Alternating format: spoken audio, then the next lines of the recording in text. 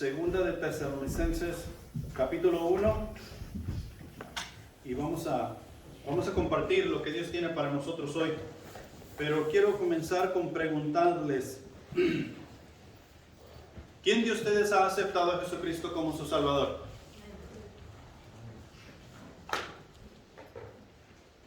Aquí, en cuanto yo sé, creo que casi todos. Pero déjame preguntarte, si has aceptado a Jesucristo como tu Salvador, ¿la voluntad de quién tienes que hacer? ¿Seguros? Porque a algunos parece que tenemos una Biblia diferente. Este mes estuvimos viendo, o más bien aprendiendo de Jonás. Y el libro de Jonás, nosotros nos damos cuenta que Jonás agarró su propio rumbo y se fue en dirección opuesta a lo que Dios quería que él hiciera. En otras palabras, Jonás decidió hacer su propia voluntad. ¿Se recuerdan ustedes qué pasó con Jonás? Por hacer su propia voluntad. Bueno, ese fue ya lo último. Pero Jonás tuvo muchos problemas por haber ido en contra de la voluntad de Dios. Los marineros lo acusaron, los marineros lo amarraron y los marineros lo echaron al agua. ¿Sí? Y Jonás pensó que ya de haber sido echado al agua, ya él iba a morir, se iba a ahogar y ya no iba a tener que hacer la voluntad de Dios. ¿Quién se lo tragó? Un gran pez se tragó a Jonás. Y ahí el capítulo 3 del libro de Jonás relata cómo Jonás reconoció que Jehová Dios es Dios. Y que la voluntad de él es la que Jonás debía ir a hacer. ¿A dónde? A Nínive. Y él reconoció que él no era nadie y que Jehová Dios lo es todo. ¿Y dónde vomitó el pez a Jonás? En la orilla, en la playa, lejos de donde lo habían echado al mar. ¿Para qué lo vomitó en la orilla de la playa? Para que fuera a hacer lo que Dios primeramente le había mandado hacer. Entonces, ¿podemos nosotros llevar nuestra voluntad a cabo siendo hijos de Dios? No. Los que somos hijos de Dios no tenemos más opción que hacer la voluntad de Dios. Si vamos en contra de la voluntad de Dios, nos vamos a meter en muchos problemas. Y Dios no nos va a sacar de ahí, porque nosotros solitos hemos decidido ir a meternos en esos problemas. Cuando Dios nos saca de esos problemas es cuando reconocemos quién es Dios y quién soy yo. Ahora, de lo que vamos a hablar hoy, el llamado de Dios. Todos nosotros tenemos un llamado de Dios. Es más, el mundo entero, aunque no crean, tienen un llamado de Dios.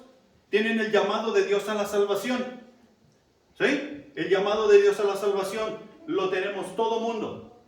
Tanto gentiles como judíos.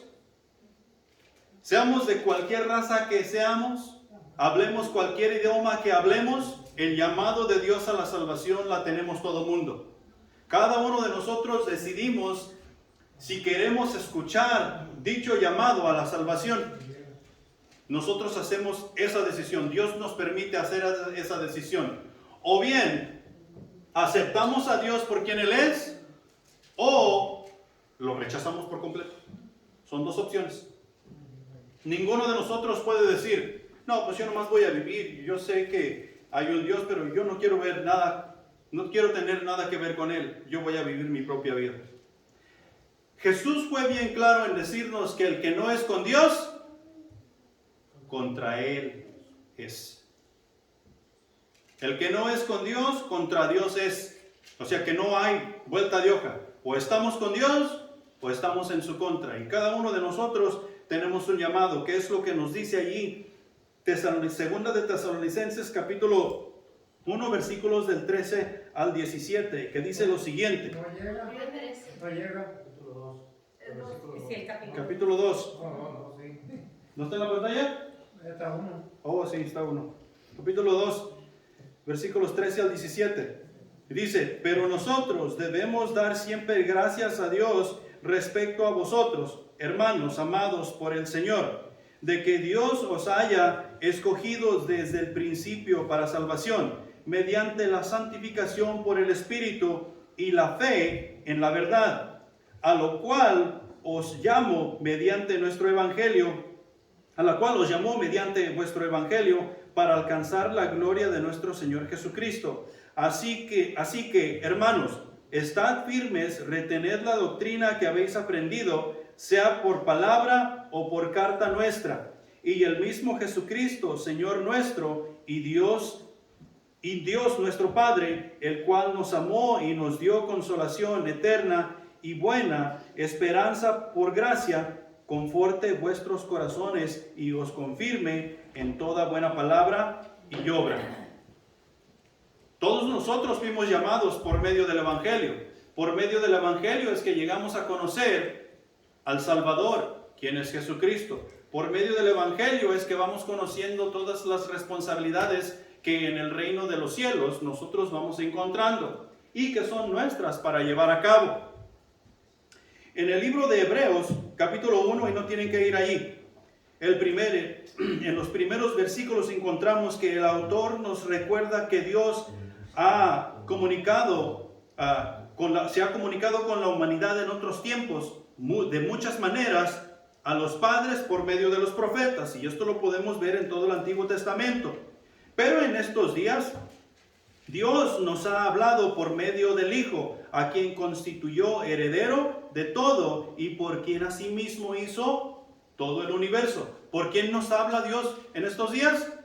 Por medio de Jesucristo. Por medio de Jesucristo. Jesucristo es el verbo en acción. Jesucristo es la palabra de Dios. Y la palabra de Dios la tenemos completa ante nosotros, ante nuestros ojos, en este libro que llamamos Biblia. De principio a fin. Cuando nos metemos nosotros a leer, nos metemos a buscar, a estudiar, Jesucristo es el que está hablando con nosotros y nos está comunicando con el Padre para nosotros poder tener esa relación que necesitamos tener con Él. La verdad es que a Dios lo podemos encontrar en todas partes y no tenemos ni siquiera que esforzarnos demasiado. Si alguna persona llega al final de la vida y dice, es que yo no pude encontrar a Dios, no sabía dónde buscar, no sabía cómo hacer. Eso es una vil mentira. Porque es fácil encontrar a Dios. Si en verdad una persona busca a Dios, aunque Romanos nos dice que no hay quien busque a Dios, no hay ni uno bueno, no hay quien haga absolutamente nada bueno, porque todos nos hemos desviado como ovejas al matadero. Pero si hubiera una persona sobre la faz de la tierra que quisiera buscar a Dios, no batallara en encontrarle. Nosotros, los que hemos aceptado a Jesucristo como Salvador, tenemos una puerta abierta hasta el trono de Dios directo. No tenemos que ir por medio del pastor, no tenemos que ir por medio del sacerdote, no tenemos que ir por medio del esposo, no tenemos que ir por medio de la esposa. Es una entrada directa al trono de la gracia de Dios. En Salmos capítulo 19, versículo 1, nos dice lo siguiente: los cielos cuentan la gloria de Dios y el firmamento anuncia la obra de sus manos. ¿Qué es el cielo? El cielo son las nubes, en el cielo nosotros encontramos el cielo azul. ¿Cómo es que el cielo lo podemos ver azul cuando no tiene ningún color? Las nubes de diferentes colores, de diferentes tamaños. En el cielo vuelan los pájaros. Por el cielo nosotros miramos aviones también. El firmamento es de donde están puestas las estrellas, donde está puesto el sol, donde están puestas todas las galaxias. ¿Cómo se detienen todas esas cosas allá arriba? Los cielos y la tierra. ¿Qué encontramos nosotros en la tierra? Encontramos todo tipo de bellezas, todo tipo de misterios.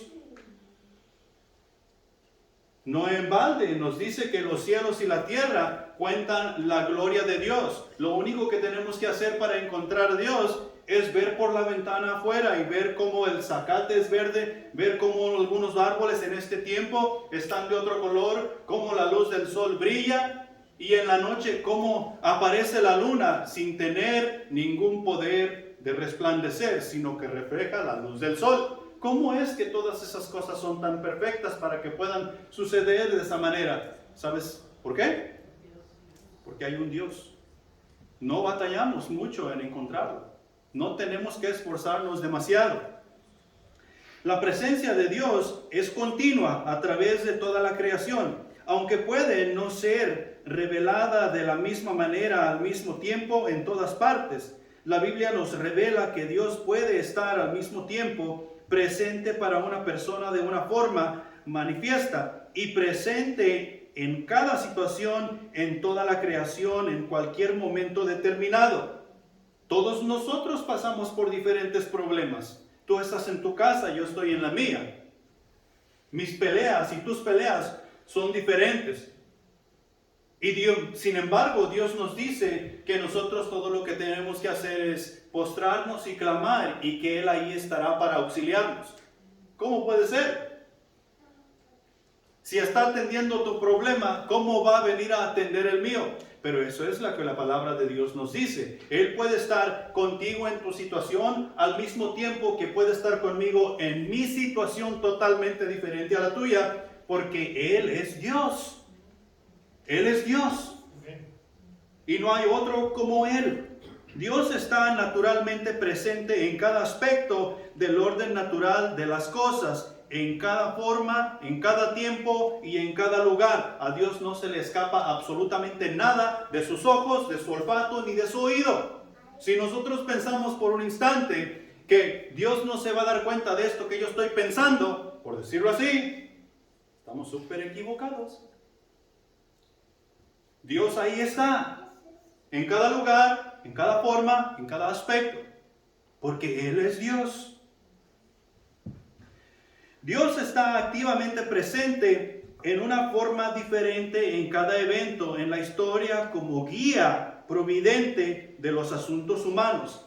En cada uno de nuestros asuntos, ahí está Dios listo para guiarnos a hacer nuestra voluntad, ¿verdad? No, hacer su voluntad, para llevar a cabo su propósito, para llevar a cabo su servicio, para llevar honra y gloria a su nombre. Para eso Él ahí está presente, para hacer su obra en cada uno de nosotros.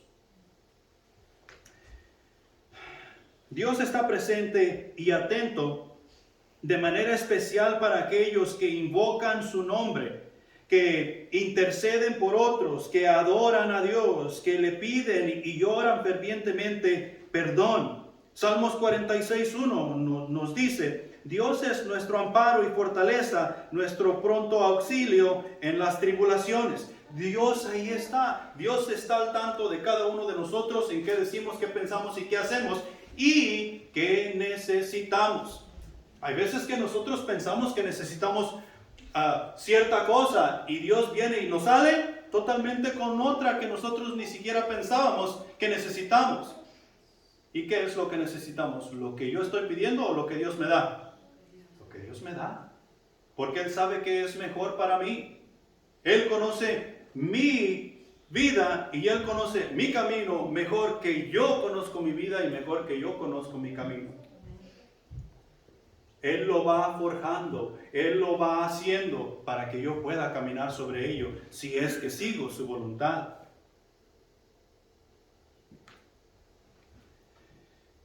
De forma suprema, Él está presente en la persona de su Hijo, o sea, en Jesucristo mismo. Allá en Colosenses capítulo 1, me parece que es el versículo 15. Jesús dice, o nos dice Colosenses, que Jesús es la imagen del Dios invisible. Que Jesús es la imagen del Dios invisible. Dios está presente supremamente en la persona de Cristo Jesús. Si nosotros vamos con Jesús para que nos salve y nos dé la salvación, pues estamos yendo con Dios. Si nosotros nos acercamos y le pedimos ayuda a Dios, a Jesús, le estamos pidiendo ayuda a Dios. Él está presente en la persona de su Hijo, supremamente. Místicamente, está presente en la iglesia universal que cubre la tierra y que cubre la tierra y contra la cual las puertas del infierno no prevalecerán. Y eso nos lo hace saber en Colosenses capítulo 2, versículo 19. Y no haciéndose de la cabeza, en virtud de quien todo el cuerpo, nutriéndose y uniéndose por las coyunturas y ligamentos, crece con el crecimiento que da a Dios. Y esto es, aquí Colosenses está hablando de toda aquella persona que cree en Cristo Jesús como su Salvador y trata de hacer la voluntad de Dios en todo tiempo, en todo lugar y en todo momento. Porque habemos muchos, y habemos grupos enteros que decimos ser la iglesia de Dios, pero no estamos haciendo su voluntad. Y esas iglesias, o supuestas iglesias, o llamadas iglesias que no están haciendo su voluntad, ¿está Dios con ellos? No. Dios mismo dice, cuando Jonás no estaba haciendo la voluntad de Dios, ¿estaba Dios con Jonás? ¿Dios fue y salvó a Jonás para que no lo amarraran y lo aventaran en el agua? ¿Dios fue y salvó a Jonás para que el gran pez no se lo tragara? No. Dios fue al auxilio de Jonás cuando Jonás reconoció quién era él y quién es Dios. Y entonces literalmente dice la palabra, que Dios mandó al pez que vomitara a Jonás en la playa. ¿Para qué? Para que se librara de su aflicción y su dolor, estar en el vientre del pez. No. Para que hiciera su voluntad. Para que llevara a cabo el llamado que él había puesto en su vida. Y ir a predicar su palabra en aquella ciudad malvada de Nínive. Entonces, tengo una pregunta para ti. ¿Para qué todo esto? ¿Para qué todo esto de llegar a conocer a Dios y que Dios lo podemos encontrar muy fácilmente? ¿Para qué todo esto de que Dios está en todo lugar y en todo tiempo y en toda situación? ¿Para qué tanto borlote? ¿Para qué tanta fiesta?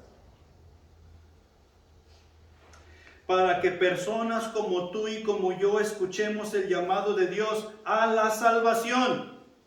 Y de la salvación a la relación con Dios. Y de la relación con Dios al ministerio. Edificando así la iglesia del Señor. Y sobreedificándonos los unos con los otros para honra y gloria de Dios Padre. No para nuestra honra y gloria. No para que la gente diga, wow, mira el centro de vida en Livingston. ¡Qué iglesia más maravillosa son! No es para eso. Si lo estamos haciendo con ese propósito, ya echamos a perder todo el llamado que Dios ha puesto en nuestras vidas. Lo vamos a hacer y lo estamos haciendo y lo vamos a llevar a cabo para honra y gloria de Dios. Batallemos o no batallemos, y esta cosa del llamado de Dios es seguro que vamos a batallar. Si el diablo no te está haciendo la vida imposible porque tú quieres venir a la iglesia, preocúpate. Pero si tú tienes problemas por todos lados y por todos lados te salen cositas que no te dejan avanzar en esto o en lo otro, es porque algo bueno tú estás tratando de hacer.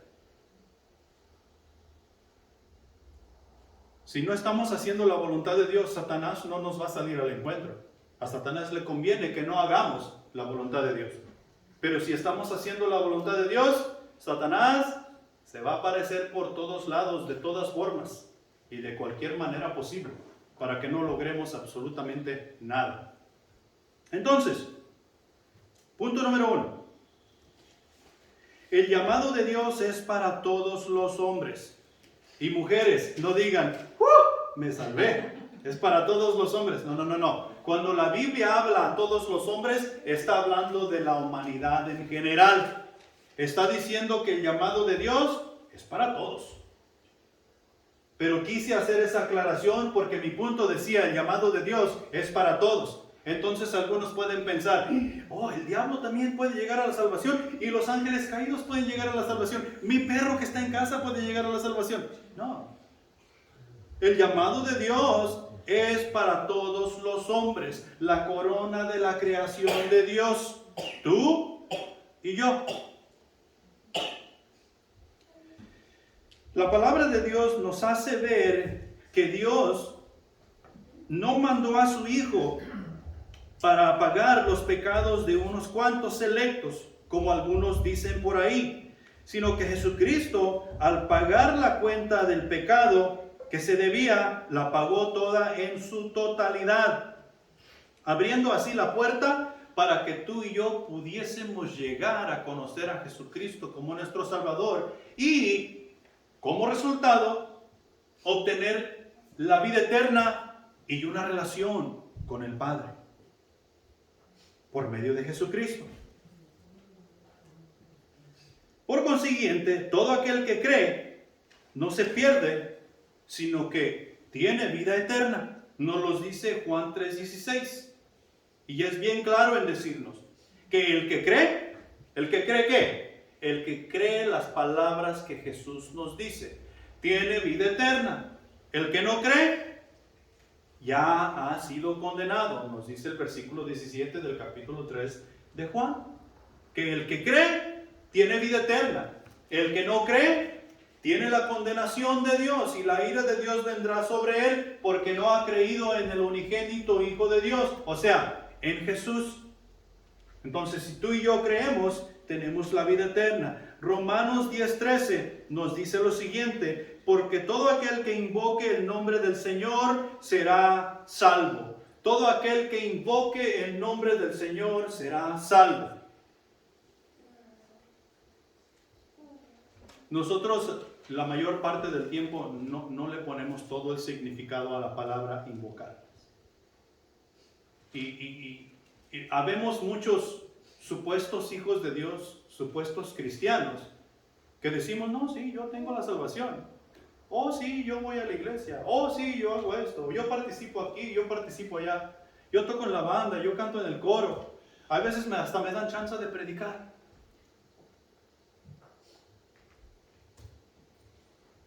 Y vamos, la mayor parte del tiempo, en contra de la voluntad de Dios. Porque el versículo dice, todo aquel que invoque el nombre de Dios será salvo. Y ya eso nos da la seguridad de que somos salvos. No se trata solamente de invocar. Cuando nos vamos al lenguaje original en cuanto aquí a invocar, te da el sentido cuando dice el que invoque el nombre de Dios es dar derecho de. Cuando nosotros invocamos el nombre de Dios, así como nos dice la palabra de Dios, estamos dando el derecho de. ¿El derecho de qué? Normalmente cuando nosotros invocamos, ¿por qué invocamos? Nosotros normalmente cuando invocamos porque estamos en problemas. Cuando todo nos va bien, nosotros no invocamos absolutamente nada. Entonces, cuando nosotros invocamos, o sea, por ejemplo, vamos a suponer que alguien se está metiendo a robar en tu casa a las 3 de la mañana. ¿Qué vas a hacer tú? Estás invocando a la policía. Si tú agarras tu teléfono y le marcas, ¿cuál es el número del 911? Y le llamas a la policía, estás invocando a la policía porque un ladrón se está metiendo a tu casa. Tú no vas a invocar a la policía para que vengan a charlar contigo. Tú no vas a hablarle a la policía para invitarle a un cafecito. Y si tú marcas el 911 para que el señor policía venga a tomar café contigo en tu casa, ¿sabes qué va a suceder? Te van a llevar preso por andar haciendo tus chistecitos al número que es de emergencia para invocar. Y lo mismo es con nuestro Dios. Cuando nosotros le hablamos a la policía, estamos invocando al ejército de la policía para que venga y tome posesión de nuestra casa y la haga segura. O sea que tienen permiso para entrar, hacer y deshacer. Lo mismo es con Dios. Estamos invocando el nombre de Dios y le estamos dando derecho de hacer con nuestra vida como Él ve que es correcto hacer. Y eso es lo que quiere decir invocar el nombre del Señor. Todo aquel que invoque el nombre del Señor será salvo. Le estoy dando el derecho de mi vida porque yo necesito la salvación. Y la salvación no la necesitamos solamente el viernes que la policía me está persiguiendo o el sábado que estoy pasando el fin de semana en la cárcel. La salvación la necesitamos de lunes a lunes, las 24 horas del día. Y no es una cosa que podemos estar tomando y dejando. Hoy necesito la salvación, me la voy a poner, pero hoy no, me la voy a quitar. No es así. Invocamos el nombre del Señor y le estamos dando el derecho de, pero es por siempre. Es salvación. También tiene aquí invocar, es invocar como una autoridad para una acción, que es lo que estaba describiendo.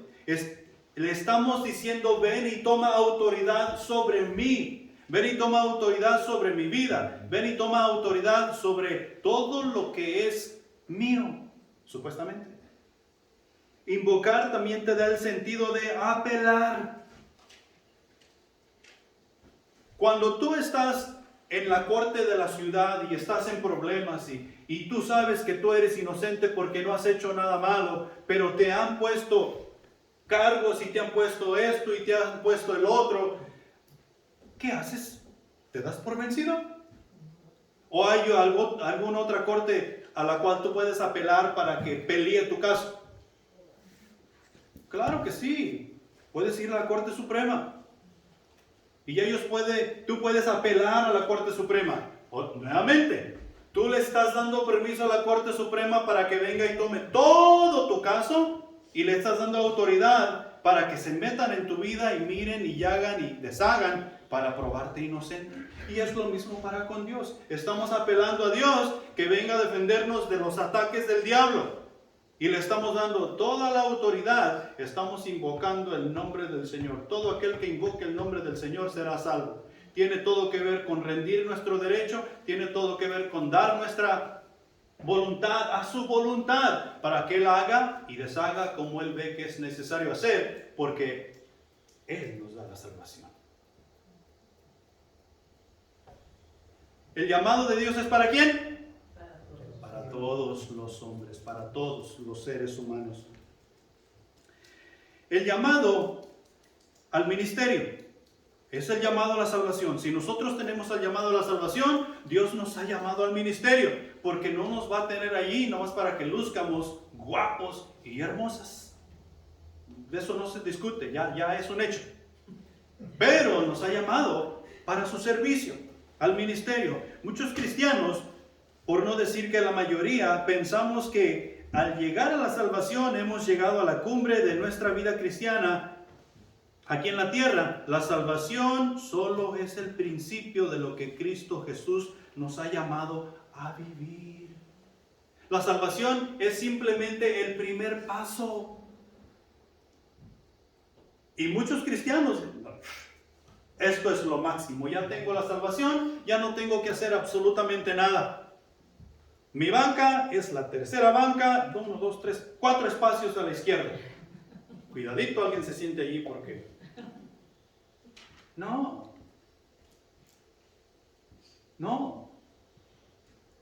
Dios nos llama al ministerio, nos llama a la salvación y nos llama al ministerio. Jonás fue llamado al ministerio, a la salvación, y fue llamado al ministerio como profeta de Dios para anunciar las buenas nuevas de salvación. Aparentemente no solamente a los israelitas, sino que a los gentiles también, porque Nínive no eran israelitas, eran gentiles como tú y como yo.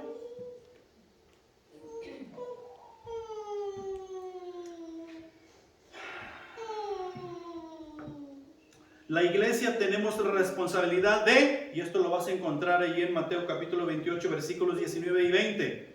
La iglesia tiene la responsabilidad de predicar el evangelio a toda criatura. Grandes, pequeños, gordos, flacos, altos, chaparros, morenos, blancos, todos colores y de todos sabores. La iglesia tenemos la responsabilidad de predicar el evangelio. tenemos la responsabilidad de hacer discípulos de aquellas personas a quienes les hemos predicado y van aceptando el Evangelio y lo van haciendo suyos. Tenemos la responsabilidad de hacer discípulos. ¿Quién tiene esa responsabilidad? Yo. Diga todos, yo. Cada uno de nosotros tenemos esa responsabilidad. ¿Tienes a Jesucristo como tu Salvador? Ok, tu responsabilidad es predicar el Evangelio. Ah, pero es que yo no sé cómo. Lee. Busca en la palabra de Dios.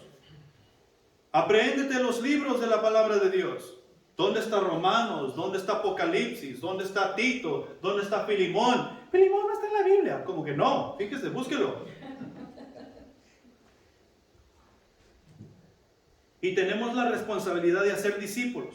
Tenemos la responsabilidad de bautizar en el nombre del Padre, del Hijo y del Espíritu Santo. Tenemos la responsabilidad de enseñar y guardar todas las cosas que el Maestro nos ha mandado guardar. ¿Y cuáles son esas cosas? Son los mandamientos del gran Dios. Son los estatutos y decretos del gran Dios del universo. Es nuestra responsabilidad ponerlos en nuestra mente, en nuestro corazón, enseñarlos a nuestros hijos e hijas de día y de noche. ¿Y saben quiénes son los hijos y hijas de día y de noche?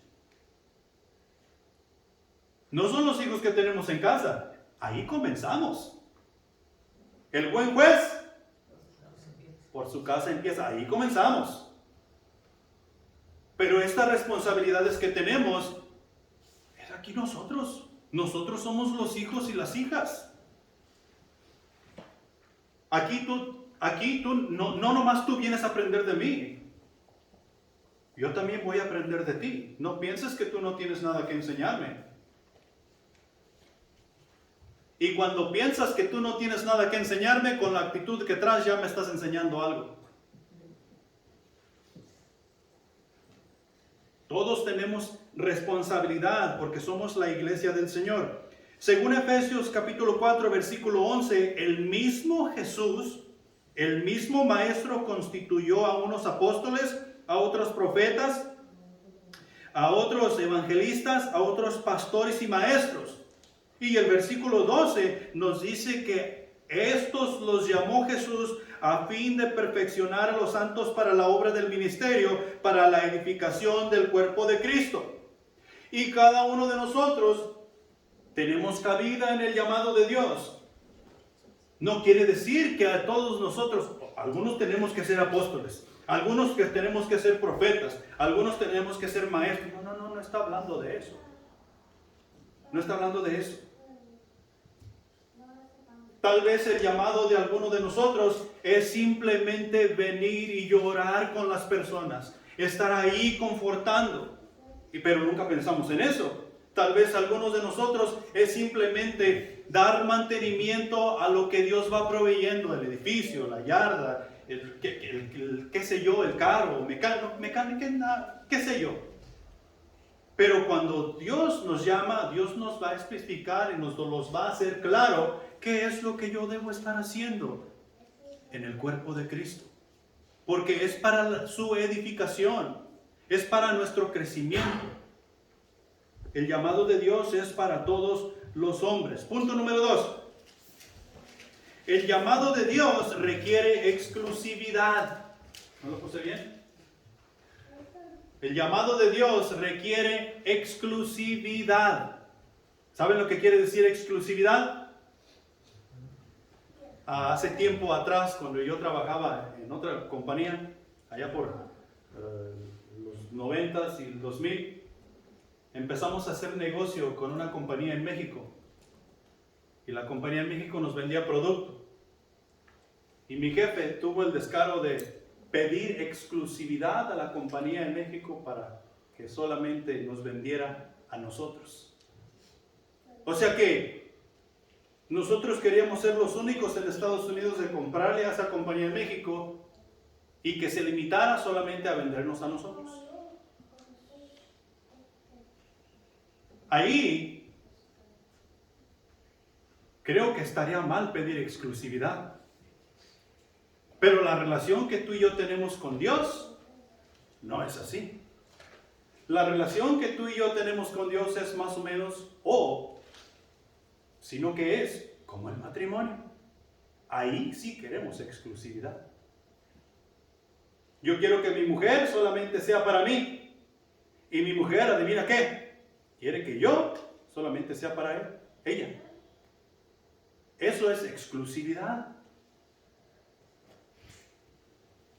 Dios es bien claro en decirnos que la relación que nosotros tenemos con Él y que Él tiene con nosotros es exclusiva. No hay terceros. Y para eso vámonos al libro de Éxodo, capítulo 20. Por si acaso tenemos una duda.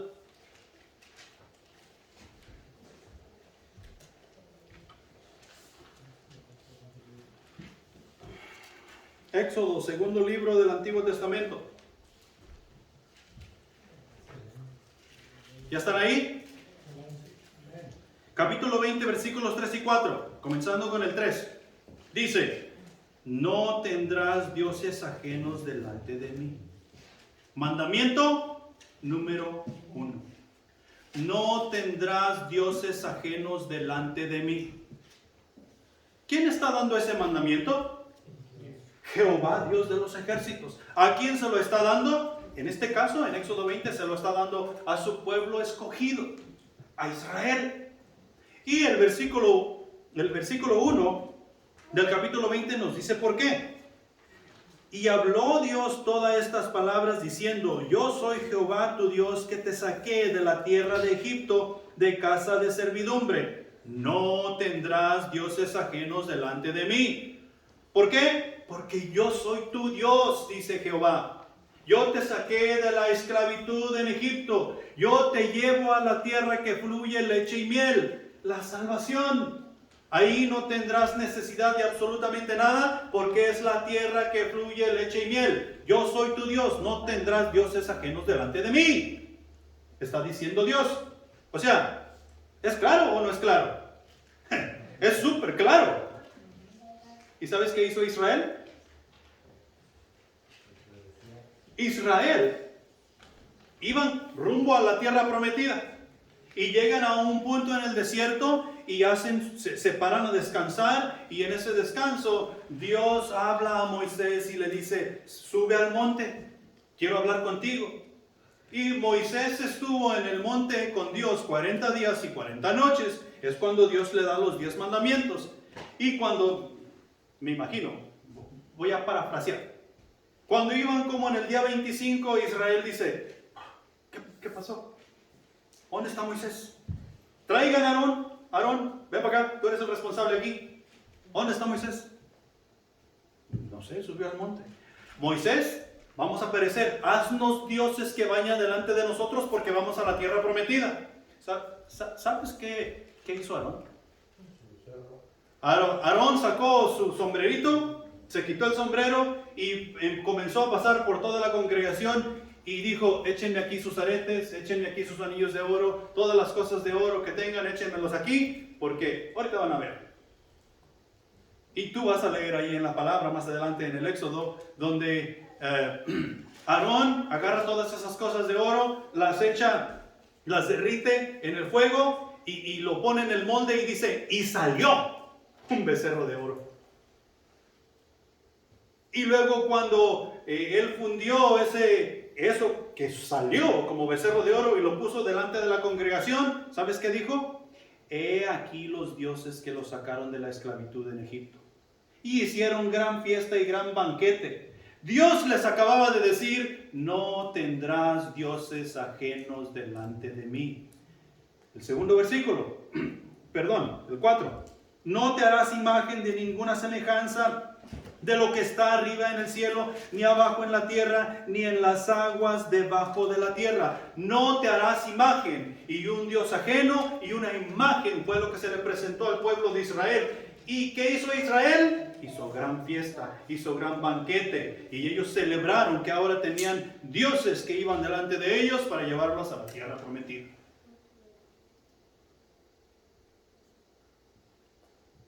La relación que con Dios tiene o debía tener Israel es exclusiva y no debe haber terceros en dicha relación. Dios exige lealtad y nos da ejemplo aquí en el Éxodo con su pueblo escogido. Dios es su creador y también es quien los sacó de la esclavitud llevándolos a la tierra prometida. Dios exige lealtad y Dios exige fidelidad de cada uno de sus hijos.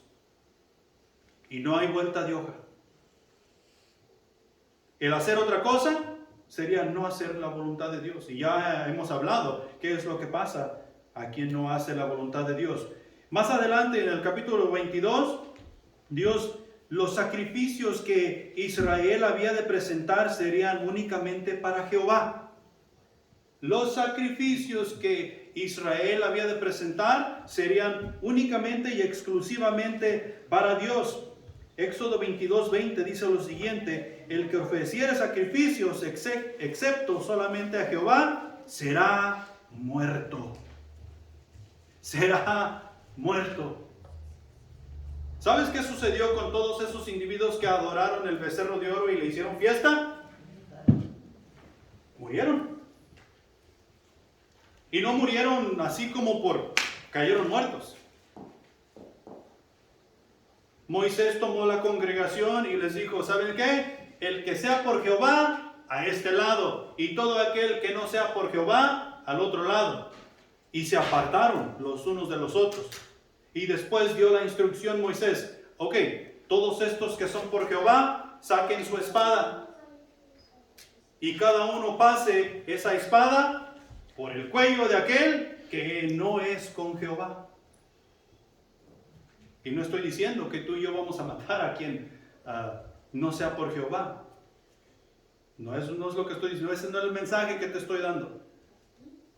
El mensaje que yo quiero que captes es que nosotros debemos ser fieles y leales para con Dios. El no hacer la voluntad de Dios es muerte. Dios es vida y si Dios no está con nosotros, prácticamente andamos en muerte.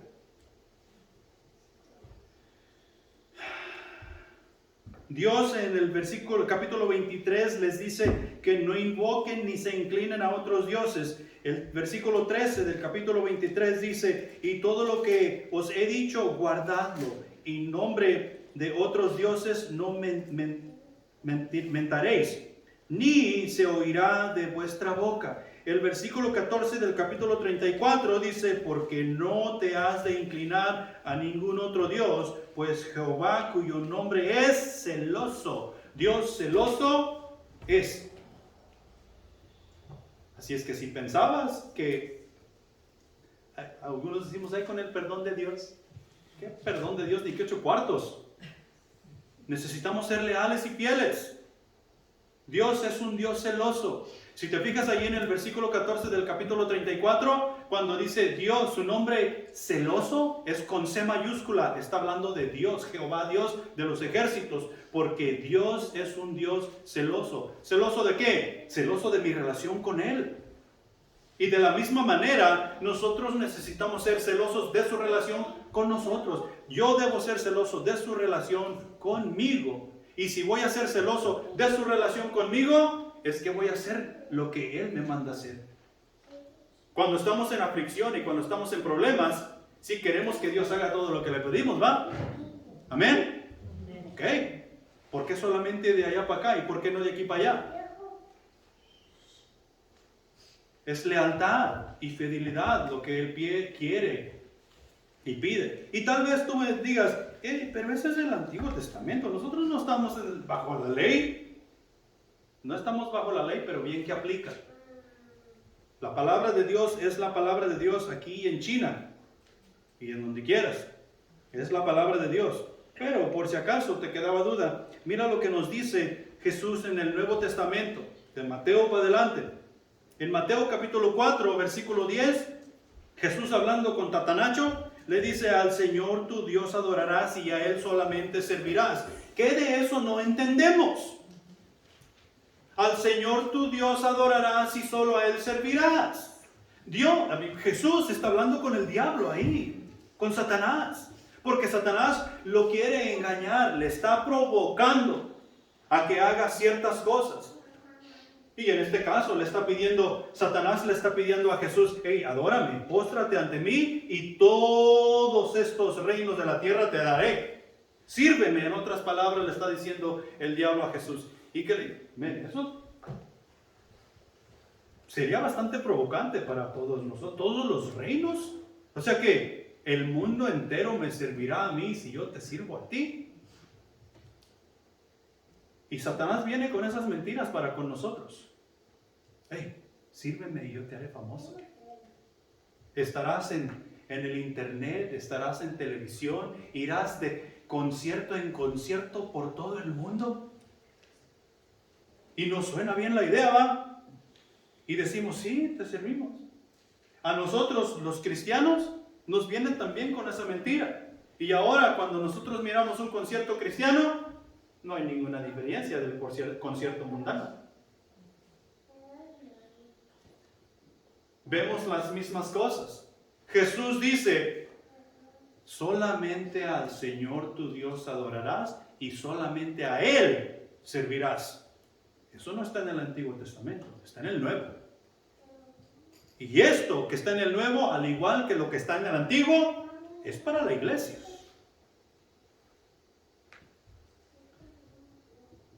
Mateo capítulo 22, versículo 37. Amarás al Señor tu Dios con todo tu corazón y con toda tu alma y con toda tu mente. Amarás al Señor tu Dios con toda tu alma, con toda tu mente. Y Marcos incluye con todas tus fuerzas. Por si acaso pensabas no amar a Dios con todas tus fuerzas. O sea que nuestro deber en ser leales y en ser fieles es amar a Dios con todo lo que somos. Todo. Y Dios no va a aceptar ninguna otra cosa, sino que amarle con todo lo que somos. Así como nosotros miramos en la Escritura que Jesús le amó con todo, sin reservas, con todo. Y mira lo que dice Timoteo. Primera de Timoteo capítulo 1 versículo 17. Por tanto, al Rey de los siglos. ¿Quién es el Rey de los siglos? Jesús es el Rey de los siglos. Por tanto, al Rey de los siglos, inmortal, invisible, al único sabio Dios, sea honor y gloria por los siglos de los siglos. Amén. El trabajo más importante que la iglesia tenemos es llevar honra y gloria a Dios en todas y cada una de las cosas que hacemos, por más pequeñas que sean o por más grandes que puedan llegar a ser. No hay momento, no hay ningún momento en el cual nosotros podamos decir: ok, yo estoy en mi casa. Vamos a agarrar a José de ejemplo. José está en su casa allí en Houston, está lejos de nosotros, 1 hora, y José puede decir: estoy 1 hora de lejos. Por este momento, está bien no llevar honra y gloria a Dios. Porque habemos muchos que eso hacemos. Aún aquí dentro del templo de Dios. No hay ningún momento. Estés tú a 1 hora de lejos, estés tú 2 días de lejos. Si tú perteneces a la iglesia, tú eres la iglesia, junto con todos tus hermanos en Cristo. Y honra y gloria es tu responsabilidad, llevar al Rey de Reyes y Señor de Señores. Amén. Hasta cuando nos estamos bañando, honra y gloria necesitamos llevar a nuestro Dios, aseándonos bien. Porque podemos pensar: no, aquí me estoy bañando. No, cuando te estás bañando, cuando estás durmiendo, cuando estás trabajando, cuando vas por el camino, estés donde estés, honra y gloria necesitas llevar a tu Rey. ¿Por qué? Porque Él quiere exclusividad. Él quiere que lo que tú haces, dices y piensas sea únicamente para Él. Y si eso hacemos, vale más que te agarres, porque la respuesta de Dios será grande. Será grande. Punto número 3. El llamado de Dios nos afirma y nos manda a retener. El llamado de Dios nos afirma y nos manda a retener. Ahora, nos afirma. ¿Cómo es que nos afirma? Te voy a contar una historia. Y no es una historia que a mí se me ocurrió. Lo vas a encontrar en Jueces capítulo 6 y 7.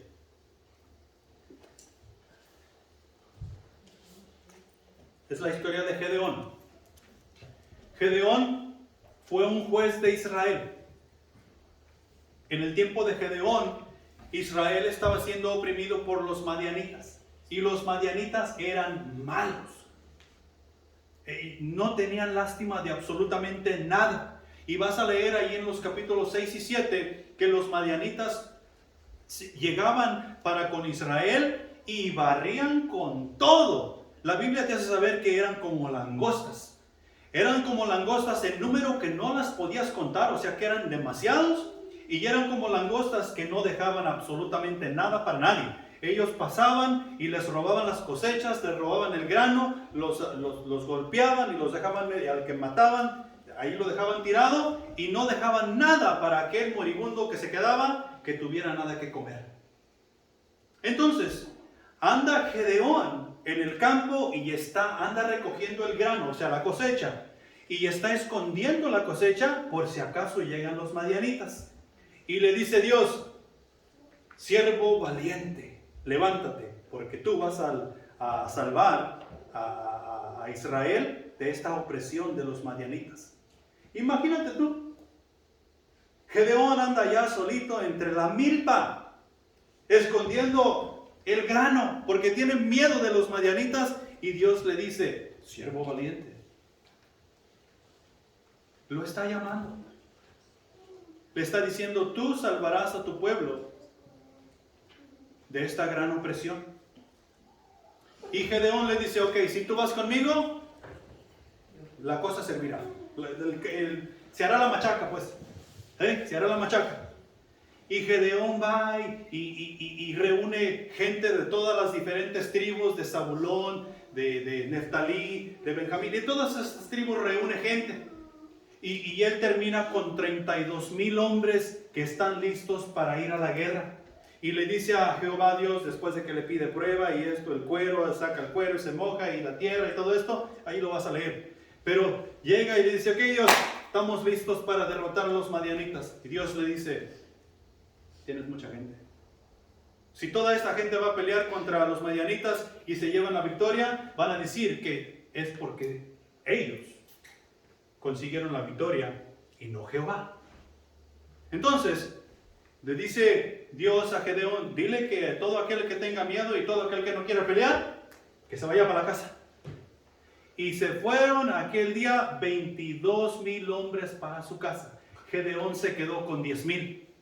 Entonces Gedeón viene con Dios y le dice: ok Dios, listo.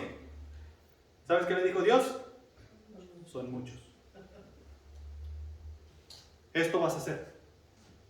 Llévalos a beber agua al río, y todo aquel que agarre el agua y la traiga a beber y lamba la agua así como el perro, ese es el que va a pelear. Y todo aquel que doble sus rodillas y meta su cabezota en el agua, ese mándalo para la casa. Gedeón se quedó con 300 hombres de guerra. ¿Qué tantos madianitas eran? No se podían contar, eran muchos, demasiados. Entonces Dios dio el plan de ataque a Gedeón y le dijo: esto vas a hacer, vas a agarrar tu espada, vas a agarrar una tinaja y una antorcha encendida. Es más, espada creo que ni siquiera le dio, era una tinaja y una antorcha encendida. Y cuando yo grité, y un cuerno de carnero, y cuando yo grité, todos vamos a romper las tinajas y las antorchas y todo eso. O sea que lo que hicieron fue el plan de Dios. Gedeón dividió el ejército que tenía en 3 grupos de 100 y rodearon el campamento de los madianitas. Y cuando Gedeón estaba en la raya del campamento, dio el grito y todos los varones hicieron lo mismo, esos 300. y se hizo gran alboroto y ruido, los cuernos de carnero sonaron. ¿Y sabes qué sucedió con los madianitas? Se confundieron y se mataron entre ellos mismos. 300 hombres derrotaron el ejército que no podía ser contado. ¿Cierto? Jehová Dios lo derrotó, porque ellos ni siquiera la espada sacaron. Después de eso, los que quedaron corrieron, y Gedeón llamó a los que se habían ido para la casa, y ahora sí, vamos tras ellos. Y conquistaron. Pero en cuanto a la batalla principal, fue Jehová Dios. Jehová Dios todavía pelea de la misma manera. Yo te estoy diciendo que necesitamos llenar 3 mesas que están en el compañerismo con 3 familias. ¿Quién las va a traer? ¿Tú, yo o Jehová? Jehová. ¿Qué tenemos que hacer? Hacer caso del plan de Dios. Únicamente predicar su palabra. Únicamente evangelizar. Únicamente dar a conocer la palabra de Dios. Es todo. Y Dios lo va a hacer todo. Jehová afirmó a Gedeón. Gedeón era un cobarde que se andaba escondiendo. Pero Jehová afirmó a Gedeón. Jehová está aquí para afirmarte a ti y a mí también. Ay, yo no puedo discipular. Ay, no, yo no puedo predicar. Ay, no, yo no sé ni leer la Biblia. Aquí está Jehová para afirmarnos. Para eso nos ha llamado. Para que nosotros vayamos de victoria en victoria en victoria con la guía de su Espíritu Santo. Él nos afirma. Él también nos llama a retener. El versículo allá en Tesalonicenses dice a retener la doctrina. Y tú y yo tenemos que tener mucho cuidado con la doctrina. De no hacer nuestra propia doctrina. De no agarrar una doctrina falsa. Porque a veces este asunto de las cosas de Dios se puede volver cansado. Se puede volver enfadoso. Porque miramos que no avanzamos, miramos que no tenemos éxito, miramos que estamos batallando mucho y ya está más fácil hacer otras cosas. Si nosotros tuviéramos aquí una hielera con cerveza y tuviéramos fajitas y hubiéramos anunciado, las bancas estuvieran llenas. Pero entonces no estarían aquí por la palabra de Dios, estarían aquí por la cerveza y las fajitas. Y a ti y a mí nos conviene que estas personas que van llegando estén aquí por la misma razón que tú y yo nos encontramos aquí. La palabra de Dios. Y no otra cosa. Entonces tú y yo necesitamos tener cuidado de retener la doctrina. En Tito capítulo 2 versículo 1. A Tito le es dicho, pero tú habla lo que está de acuerdo con la sana doctrina. Y ese mensaje es para nosotros también. Tú y yo tenemos la responsabilidad de hablar lo que está de acuerdo con la sana doctrina, porque eso es lo que representa a Dios. Eso es lo que da a conocer al Salvador. Si presentamos falsa doctrina, ¿a quién da a conocer? Al diablo. Imagínate tú, hoy muchas iglesias dan a conocer al diablo y le llaman Dios. ¿Y sabes qué es lo peor? Que están llenas. Y tú vas y confrontas a esas personas y por poco y te golpean porque les estás presentando la sana doctrina. Entonces es de suma importancia nosotros presentar la sana doctrina. La iglesia del Señor en la iglesia del Señor se deja bien claro que retener la sana doctrina es de suma importancia. Nuestra fe es la base. Nuestra fe se basa en un mensaje específico. Es por eso que es importante retener la sana doctrina. La fe que tú y yo tenemos en Cristo Jesús se basa en un mensaje específico que lo vas a encontrar allá en 1 Corintios capítulo 15 versículos 3 y 4. Donde nos dice que Jesucristo vino y murió por ti, o murió por nosotros, que fue sepultado y resucitó. Y ese es el Evangelio. Si nosotros creemos que Jesucristo murió por nosotros, que resucitó, que murió por nuestros pecados y que resucitó y que está a la diestra del Padre, nosotros tenemos salvación. pero tenemos que actuar de acuerdo a ello. La fe que nosotros tenemos se basa únicamente en ese mensaje específico, que Jesús murió por nuestros pecados. El Evangelio es un deber sagrado y no nos atrevemos a manipular la comunicación de Dios con el mundo. Es importante retener la doctrina. Los apóstoles retuvieron la doctrina que ellos obtuvieron del Señor Jesús. Y es necesario que cada uno de nosotros que decimos ser seguidores de Jesús sigamos reteniendo esa doctrina para que otras personas después de nosotros puedan llegar a conocer al Rey de Reyes y Señor de Señores. Y no nos atrevemos. No nos atrevemos porque sé quién soy yo y quién es Dios. Pero cuando yo me desvío o no quiero prestar atención a lo que Dios es, porque es muy difícil, porque es aburrido, porque es cansado, otra cosa voy a presentar. Y me estoy atreviendo cuando no tengo ningún derecho de decir lo que Dios no es. Es importante porque lo que creemos afecta lo que hacemos. Lo que creemos afecta lo que hacemos. Si nosotros creemos que no es muy importante servir a Dios, adivina qué vamos a hacer. No servir. Si nosotros creemos que el estudiar la Biblia no es muy importante, adivina qué va a pasar. No vamos a estudiar la Biblia. Si nosotros creemos que esto de venir a la iglesia es para locos, adivina qué vamos a hacer. No va a importar. Pero nosotros sabemos que es importante. De esto que estamos haciendo, o sea, de esto que nosotros llamamos iglesia, de eso depende nuestra vida espiritual. De eso depende la vida espiritual de la iglesia. Y tú y yo somos la iglesia. Es importante porque es necesario verificar la verdad en un mundo de mentiras. Muchos falsos profetas han salido por allí. Hay muchos falsos profetas por toda la faz de la tierra. Y tú y yo necesitamos verificar que la doctrina del Dios vivo, del Rey de Reyes, de Jehová, Dios del universo, es verdad. Y la única manera que yo puedo verificar eso es yo relacionándome con Dios y ver cómo funciona su iglesia.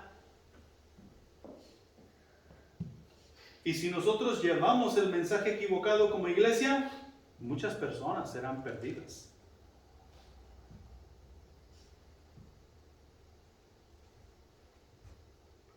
Es importante porque el final de la sana doctrina es la vida. Cuando ya todo esto se termine, todo esto que hacemos aquí sobre la faz de la tierra, cuando ya dejemos de asistir como congregación sobre la faz de la tierra, lo que quiere decir es que Jesús vino por su iglesia o que esto ya se acabó. ¿Dónde estaremos si hemos guardado la sana doctrina?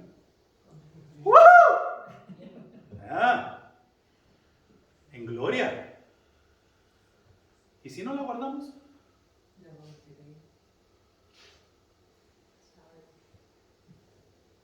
¿Sabes cómo se llama ese lugar? Infierno. Ni siquiera queremos pensar en eso. Y es por eso importante que guardemos la sana doctrina, porque es nuestra responsabilidad darla a conocer. Es importante porque anima a los creyentes. Preciosos son los pies de aquel que anuncia las buenas nuevas de salvación. Ahí nos dice en Romanos capítulo 10, versículo 15. Nos anima los unos para con los otros. Nos ayuda a seguir adelante cuando las cosas a veces no son muy agradables. Y pensamos que, oh, pobrecito de mí, yo soy el único. Nos anima. Elías pensaba que era el único profeta de Dios que quedaba. ¿Y qué le animó? Que llegó el ángel del Señor y le dijo, hey, no te preocupes. Tengo 700 profetas que no han doblado rodilla ante los Baales. ¿Y qué hizo Elías? Se levantó de ese lugar, comió y bebió y se regresó a hacer el trabajo que Dios le había mandado hacer. Le animó. Conclusión, ya para terminar. Llevar a término, conclusión, el mismo Jesucristo confortará nuestros corazones. Si acaso la cosa es difícil, si acaso las cosas de Dios son aburridas, si acaso no sentimos que ya no podemos más, Tesalonicenses nos dice que el mismo Jesucristo confortará nuestros corazones. Él nos animará, Él nos hablará, Él nos llevará de victoria en victoria. Llevar a término el llamado de Dios es una tarea que ocupa todo nuestro tiempo, agotará toda nuestra energía y nos mantendrá con la expectativa de día y de noche. Nos mantendrá de puntas todo el tiempo. Porque mientras estamos en este mundo, con el llamado de Dios, hay trabajo que hacer. Hay almas que salvar. Hay palabra que predicar. Hay evangelismo que llevar a cabo. Hay discípulos que hacer. Hay enseñanza de Cristo que mandar que guarden. Y que guardemos nosotros. Entonces nos agotará por completo. El llamado de Dios no es algo que hacemos por nosotros mismos. En eso podemos tener alivio. Si dejamos que Dios lleve a cabo su llamado en nuestras vidas, nosotros nos divertiremos. Nosotros tendremos gozo, tendremos paz. Y nos alcanzará el tiempo para absolutamente todo. Así como Jesús. O así como Pablo. He corrido la buena carrera de la fe. He guardado la fe. Puedo morir en paz. Puedo ir con mi Salvador. Pero es necesario que nos ocupemos en las cosas de Dios. Dios nos llama, nos capacita, nos envía y nos lleva de victoria en victoria. Lo único que tenemos que hacer tú y yo es ser obedientes. Ser obedientes. Porque el llamado de Dios ya es un hecho. Tenemos su salvación, tenemos su llamado, tenemos el ministerio. Debemos aplicarnos a hacer las cosas que Él nos ha mandado hacer. Amén. Pongámonos de pie y vamos a dar gracias a nuestro Dios por su palabra. Padre Celestial que estás en los cielos, gracias te damos por el mensaje que nos has traído en esta mañana, mi Señor. Meramente es un recordatorio de todo lo que tú en otro tiempo, en diferentes ocasiones nos has dicho. Y te damos gracias por tu fidelidad para con nosotros, aunque a veces somos demasiado necios. Perdona nuestras ofensas, perdona nuestras debilidades, mi Señor, y ayúdanos a ser como tu Hijo Jesucristo cada día más. Ayúdanos a aplicarnos en cada una de las cosas que te llevan honra y gloria. Y sabremos que te hemos complacido, mi Dios. Si hay alguien aquí que no te conoce, mi Señor, que tú trabajes en ese corazón y que tú le ayudes a ver que la mejor manera de vivir la vida es contigo, que la salvación es para todos los hombres, al igual que el ministerio. Mi Señor, te damos gracias por los alimentos que vamos a ingerir y por el compañerismo. Y mi Señor, gracias por Jamie, que cumplió un año más que en este día celebramos. Y gracias por mí también, Señor, que me has permitido cumplir un año más. Ayúdanos a celebrar en gran manera, dándote honra y gloria en todo lo que hacemos, pensamos y decimos. Despídenos en paz y llévanos con bien a casa. En Cristo Jesús. Amén.